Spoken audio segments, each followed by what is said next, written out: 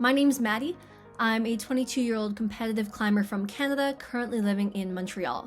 So today we're going to take a look at my side of the North American Cup series that took place this past weekend. So right away, let's jump into Boulder 1. We've got a really cool coordination move. This one I think saw the most tops, or the second most tops of the round, which is crazy because it's a low percentage move, which means it's not guaranteed that you'll be able to execute it right away because it is kind of a jump move. You have to be precise, and sometimes people don't send it on their first try. So a lot of tops on the first one, but it was a very hard boulder. Anyway, we move on to Boulder 2. You'll notice that I'm kind of moving through them pretty quickly. Boulder 2 was kind of just an execution type of boulder. You're just going kind of left, right, left, and hard holds, bad holds, but overall a very straightforward style. Boulder 3 was a cool paddle. We're paddling onto like a kind of a juggy flat rail, and then you finish off with this move, and this I think was the hardest move in the qualifying round. I should have gone right hand to this hold that I'm matching, but I decided to go left, knowing that I would have to match it. I guess I thought it was an easier match than it was. It was not an easy match, but the match and then the move to the left hand were the two hardest moves of the round. And then the final move was also very big. I'm somewhat of a taller climber in terms of the female group, so I didn't have too much of a problem going up for that final crimp. Whereas some people, because they're so tall, or so short I should say, it's a huge move to go to that finish hold. So I'm lucky enough to be, I'm almost 5'7". I'm just between 5'6" and 7, which is on the higher end of the height in the women's field. So that move wasn't as hard for me.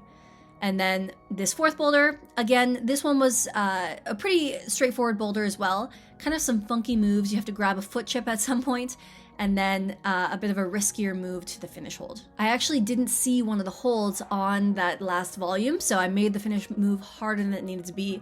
That said, I was kind of on a roll because I'd flashed everything before, so I was able to get the flash.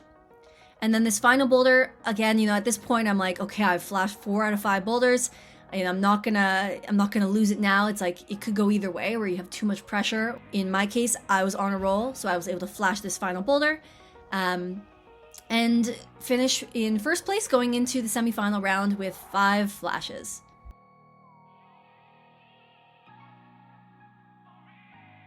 So going into the semifinal, I was very tired. I don't know. I think I only got like 6 hours of sleep the night before. Like it wasn't ideal, and it definitely wasn't on purpose. So I was very tired in the qualification isolation, like warm-up area. So before this boulder, I actually took a whole bunch of caffeine. I don't like coffee, so I took these like caffeine, like chocolates almost, and each one's got 20 mils of caffeine in it. So before this boulder, I was like, I can't shake the fatigue. Like the whole warm-up, I was like, when am I gonna stop being tired? So right before I did this boulder, I downed 3 more caffeine pills because I was like, or caffeine chocolates, because I just was not waking up. And then they almost I almost started feeling them as soon as I got on the mats for Boulder 1. So I was so shaky and a little bit cold because there is a bit of a wait time between when you warm up and when you get on your first boulder. There's a 5-minute chair. When you're still in isolation, you have to wait in, and then there's another 5-minute chair that you wait in outside in front of the boulders. So I was a little bit on the cold side. I was pretty shaky, and you can see my first few attempts on this boulder, all of a sudden I am not flashing anymore. And of course the semifinal round is a little harder, but yeah, I was gonna kind of getting a bit worried. I knew the girl behind me didn't top it, and she's really good. It was Chloe Koskoy, which if you're an American climber, you definitely know that name. So no top for her, so I was definitely ready for this to be hard. And given how shaky I wasn't sure I could do it. But I figured out how to get to the zone, and then from there, you have these little tiny foot chips, and you can't really see them very well because they're so small. But the trick with this boulder is to just not think about it. When I go into competitions, I have my competition shoe, and when I choose a competition shoe, I don't think about it ever again after I've chosen it. If I choose a shoe, it means I trust this shoe with my life. I have no doubts in this shoe, and I will step on any chip that I need to. I'll smear on any volume. I know I trust the shoe. So this is where it paid off right here. given that like kind of mental trick where I just, choose a shoe, I trust the shoe, I use the shoe on this boulder, and I am not falling off those chips. I can trust that they will not slip from under my feet. Sometimes they will, of course, but in boulders like this where they aren't that bad, they're just small. So you just have to trust it. And if you don't put enough weight through the feet, that's when you get a bad attempt, or you're not able to go fully for the next move because you're not weighting the feet enough, and then you fall. So it's really worthwhile to have 100% trust in your shoes. And that is absolutely what put me up, what it was able to get me up that boulder. So the semifinal round is, of course, is a lot more difficult than the qualification round. I have a feeling that because there were actually 2 women that flashed all 5 boulders, myself and then another American climber. And then a lot of people also had 5 tops, and then there were lots of 4 tops. I think you needed 4 tops and 5 zones to make semifinals in my category. So I think for semis, they definitely ramped it up a little bit. So this boulder I thought was very, very interesting. I think I was the only zone on this boulder, so I haven't gotten the zone yet, but I didn't realize that at this point. I thought, there were a couple zones. When I was listening to Chloe climbing behind me and falling on the mats, I was sure she got the zone. It was crazy to figure out that she didn't. But yeah, this first move is insanely difficult. You've got a damage control flat hold, which if you know what that hold is, it's sort of a sloper but with a lip on it. So you have a kind of a bad like pinch with dual techs on the left. You have this sloper with the edge on the right. Then you've got these volumes. There's no chips on them. And then you kind of have to do this awkward move where it's not quite a 1-2. You kind of have to ride the left hand for a second and then come into the right, but you can't pull too much off the left hand. You kind of have to ride it just kind of straight arm or maybe slightly engaged, and then get over to this right hand. And the right hand is pretty good, the one on the volume here. So as I'm climbing this, I'm still feeling pretty shaky, but as the round's going on, I'm starting to get better and better. Especially after the first boulder where, I spent more time on the wall. I was able to warm up and get more comfortable. I was able to kind of wipe off that shakiness. So in this boulder, I felt like it was gonna go. Like I did feel like I'm really close. It's just like, honestly, the shakiness that is preventing me from doing this a little bit faster. So another thing that really helped on this boulder was brushing. You'll see me brushing now. Like the right hand, I think, is essential to brush that one, because the right hand is what you're pulling kind of in with, and if you're not as confident on it, you won't be able to pull in as hard. Another thing I did, so I think we're about to get the zone here. Yeah, so you can see I kind of ride that for like a second probably, and then get the right hand. So something that really helped me was when I was grabbing the 2 start holds, I was almost crimping that sloper on the right. A lot of people were pinching it and they had their thumb on the dual techs, but I was able to get like a full crimp on the lip on the sloper, and that helped me pull in just a little bit more so I could hit the left hand exactly where I wanted it to, and then ride it over to the right hand. So at this point, the crowd is going crazy, and I'm assuming that either people have fallen at the finish move or I'm the first person to get up here. So in this case, I'm being very careful because I was assuming people had fallen at the finish hold. So I thought it would be like a big jump up to the finish hold, but it was actually kind of a half stand up, half jump. I'm usually very timid with these kinds of moves, so I was lucky I was able to stand up a little bit before hopping to the finish hold. So that was awesome. With that top, I was actually already into finals. I'm pretty sure I knew that. I might have thought that I needed maybe one more top to really seal the deal. But I could see in my peripheral too, some climbers were still on the mats when they were trying this 3rd boulder and the 4th boulder. So I knew there were probably no tops or very few tops on women's 3 and 4. So I was fairly sure I was already in. That said, I love the semifinal round and I was really like on another roll. So I wanted to get these boulders done. So we move into boulder 3. This guy was a little bit cryptic at the beginning. There was a sneaky toe hook you had to do, and I was very stretched out, so I assume my beta wasn't quite the same as everyone else's. But anyway, we get to this pinch, and this pinch is really bad on the right hand. So I kind of shifted around, I kind of make it worse, and then I say, you know what, I just have to go. So I just stand right up into this kind of undercling crimp, which was the hardest move of the competition, I have to say. Having done the final boulders as well in the qualifying rounds, this was absolutely the move, and I was so psyched to have stuck it. It was like full try hard mode, like I kind of came away from the wall. This heel hook also very hard, very cruxy, and I was able to sneak a finish match in there. I was super pumped, so I did not know if I would be able to match that finish hold. In the back of my mind, I knew I didn't really need the top, or I thought I didn't, so I wasn't too concerned. It was more of those, like one of those, it's not too much pressure. So I was able to perform at my peak because I didn't have the pressure weighing down on me. And I tend to kind of cave under the pressure a little bit, and I'll tell you more about that when we go to the final round. But yeah, that was the best send of the day. I was really, really psyched after that boulder. Everyone was psyched in the audience, I could tell. And at this point, there was a delay in the women's category. So I'm alone on the wall now. I'm the last climber, and I've got this last slab to try. So right away, I get a pretty good attempt on my first try. I just fall at the finish hold. And like, again, I know part of me was like, maybe I don't need to do this boulder, but of course I'm going to do the boulder.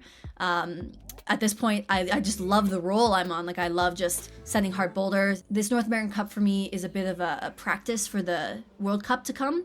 So I wanted to be just performing. And so this slab, you know, I was expecting it to flash, to be honest. I got really far on my first try and it felt really solid. I was like confident in my feet. And then I go with my right hand to the finish hold, and the finish hold is a blocked crimp. So not such a good idea to go with the right hand. You'd think because you have a left hand crimp and you got like kind of a lower right hand, it's pretty obvious to go right hand. But I actually made this mistake in China on one of the qualifications routes. I went right hand to the finish hold once, fell. I got all the way back up, went right hand again, fell again. And then the attempt where I decided to go left hand and just bump the hand was the attempt where I actually sent. So for some reason, I haven't learned this lesson yet. And on this slab route, I was going right hand twice. And in the exact same fashion as China, as soon as I decide to bump the left hand and go to the blocked crimp, I'm able to stick it. Now, of course, we're still seeing me fall here. I think it took me 4 attempts. So we're about to see the actual send go.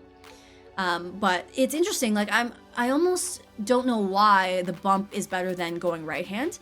I think it's something about like when it's a precise hold or if it's a difficult hold to hold on to, having a hand that's a little bit closer to the finish hold gives you a little less airtime, a little more time to kind of control. Because oftentimes when you're kind of bumping up to a move or you're doing kind of a move where you fall away from the wall and then come back in, if you fall away too long and then you go with the further away hand, the airtime just kind of makes your hand imprecise. And so I would hit inside the crimp every time, but I wasn't ready to hold on to it, or I fumbled it ever so slightly where my pinky wasn't quite on the hold. So I don't know why. It didn't really register with me, the whole China parallel. But on this last attempt, I think I had a minute or maybe 30 seconds left at this point. On a whim, I just decided to go left hand, and it was so solid. Like, I was kind of kicking myself for not thinking of that 3 attempts earlier.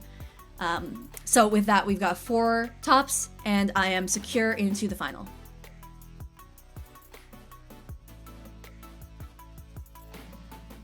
Okay, so finals for me didn't go as well as the qualification or semifinal rounds. There's a lot of pressure in final, and when I go out last, because if you qualify first, you end up going last, so the 6th place person goes, and then, 5th, 4th, 3rd, 2nd, and then I go last. So you can hear the audience, you can see, how long it takes the athlete to get back into the ISO, and you can tell if they've topped it, how many attempts generally they took.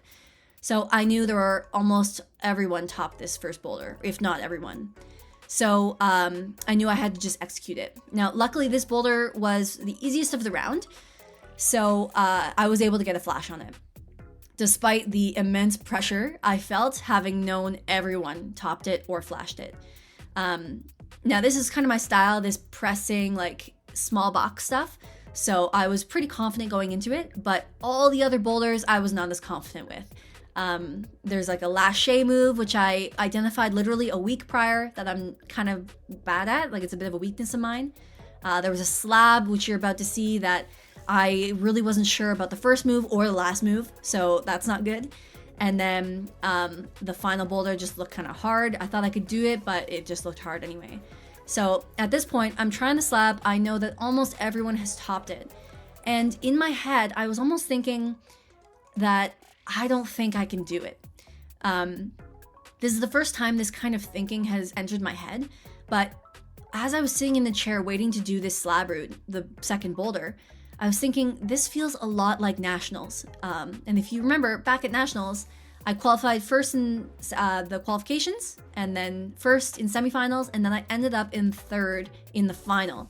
And this happens every year. Every year I'm doing really well in the qualies and semis, and then I just drop the ball in the final. So as I was going into this second boulder at the North American Cup, I was thinking, wow, I don't think I can handle the pressure. And I was sitting in my chair, stressing, hearing all the athletes topping, and I almost convinced myself that I couldn't do this boulder, or at least I couldn't flash it. And you'll see right here, not flashing this boulder, because after looking at the results, first place, you honestly can't fall. The first place person, I think, only had 2 falls in the final round, so I've already used up one of them. So like the margin for error was so razor thin in this final round. If I was looking for the first place, which I was definitely aiming for in the back of my head. So yeah, like I was not in a good mindset at all going into this slab. And typically I'm good at slab, and I was, I could see that it was like a press in hand, but for some reason every time I got up there I tried to do this very balancy move, and it just didn't feel right. And given that everyone had topped it, the fact that it didn't feel right was like a red flag. It was like this isn't right, this is the wrong beta. But then I didn't see really a better beta, and it ended up being just the boulder that cost me the win. And even taking 3 attempts on this cost me the win already. So unfortunately, I didn't expect this to be the case. Like, I didn't expect my head to be the thing that's holding me back in this comp, but it ended up being the case. And this is definitely something I need to work on now, but I've never actually identified a head game weakness as my thing to work on. I felt like I was physically ready to go. Like, I'm good at coordination moves, I'm good at slabs. I proved that in the semifinal round, but the final round is just so much pressure. And there's I try to think at all my nationals results, and I've been on the podium all the time, but I don't win it. And at a certain point, it's like, I don't think that's just a coincidence anymore. I think there's something about a final round that is just so hard to manage mentally. And honestly, I'd love to qualify in 6th place so that I could just have no information going into each boulder, and I didn't have the pressure. I could be the one that sets the pressure. But I feel like semifinal rounds are just kind of my style, and I typically qualify pretty high for events. So yeah, I really need to work on this, and it's a hard, nuanced thing to think about and work on, but it's something I need to start paying attention to. I think the first step is going to have to be tuning things out. Like, maybe I need to stop listening and trying to figure out what's happening in the round and just try to focus solely on myself. It's really hard, especially when the audience is so loud, like even your headphones can't cancel out noise. And then of course, when you see athletes come back into the ISO after having sent something, it's like so obvious.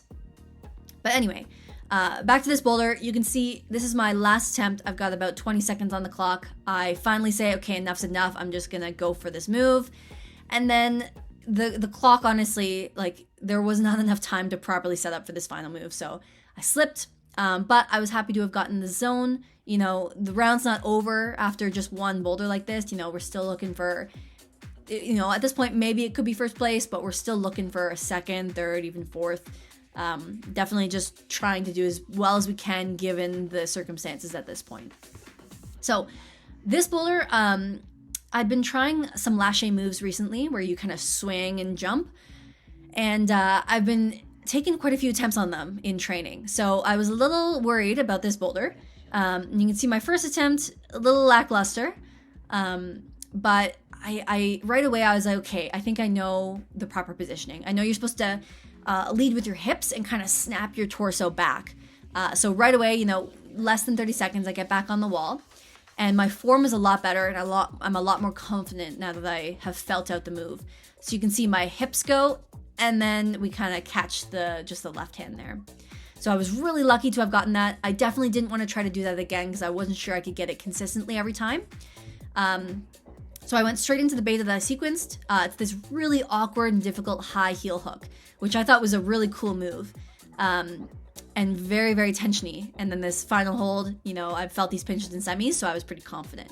And then we got that in 2 attempts. And then at this point, I think not all the athletes had done this boulder. Most athletes did boulder 1 and 2, but number 3 is where we start losing a couple people. So I was really psyched to have gotten that top. And I felt like I was almost back in the game a little bit. My nerves had settled down by now. I kind of resigned myself to the fact that I wasn't going to win. So I was just kind of scraping together what I could left with the round. And we've got this final 4th boulder. So going into this boulder, it's not as exciting when someone had already topped it. Usually it's like when there's no tops and the last climber comes out and they do it. And that's like the psych moment. I knew someone had already done it and I knew I wasn't vying for first place. So I was still like determined to do it. But at the same time, I knew it probably wouldn't matter too much. So yeah, I hopped right on. It's actually quite difficult, very physically difficult, very tensiony. It felt like I was off balance almost the whole time. But then we move into this final section. And at this point, I was very cold. They only gave us 20 minutes to warm up. And then we had to go straight into this like holding area. So I was literally freezing. And so I did my best in ISO. They had one hangboard for us. So I was just kind of holding it. But I could definitely feel it on this boulder. As soon as I hit a hold, I felt the pump go through. So, yeah, I was trying my best, but I was like, I don't know if this is gonna go. I'm not quite ready to do this kind of boulder right now, especially kind of the power boulder, the long boulder. But I gave it my best shot. Now, unfortunately, we don't have any more footage. When I looked to see what videos I had, the attempt where I actually get my hand on the finish hold is like 0 seconds long. So someone must have just accidentally clicked it and then unclicked it or however it works. So we don't have the final attempt of the comp, but I can tell you that I got all the way up to the finish hold, super pumped. I hit my hand on I hit my left hand on the finish hold, and then I was so pumped I couldn't, and it was so uncomfortable that you can't like take the hand off, shake it, like everything, every hand, every limb has to be on a hold. So I hit it and I was like, no way, there's no way I can match this hold. So I put my foot, like I do a toe hook, I think, and I try to find maybe a heel, but I was so pumped I couldn't even bring my leg up to heel hook one of the other flat holds. So I just do this like half-assed kind of like try to match it. Maybe in some miracle I'll actually like keep holding it, but I was unable to hold it. So that was my attempt. That was my competition.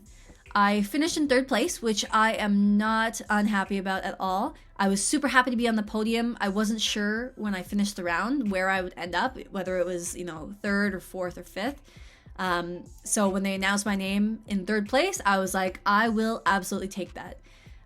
Of course, there's some feelings like around my qualification and semifinal rounds. Like I was feeling so good. I was very confident after the semifinal that I could take the win. But unfortunately, the final pressure just really got to me. And of course, the boulders were really hard too, like pressure aside, if I can do the boulders, I would. But the style, like the last move, I definitely would 10 times out of 10 fall on the first attempt. The slab, maybe I should have sequenced with someone while we were previewing the routes. But all that aside, I'm super happy to be in 3rd place. I was sad that Zach didn't end up on the podium with me, but I will take it by myself if I have to, and we'll just keep waiting for the day that we both get like a big win at an event and we can just say Richardson and Richardson on the podium. But yeah, it was a great event. I'm really glad I did it. This is going to be the World Cup wall next weekend, so I got some great experience on it. I went through all 3 rounds on this World Cup wall, hopefully a precursor to this weekend as well. And, I feel really confident and comfortable on this wall. So, and it's a really cool venue too. So we've got 6 days between the finals round and the beginning of the qualification rounds of the World Cup. This was a Saturday night, and then the World Cup starts on a Friday. So yeah, I got a couple days of training left in Salt Lake, and then we've got a World Cup to perform at.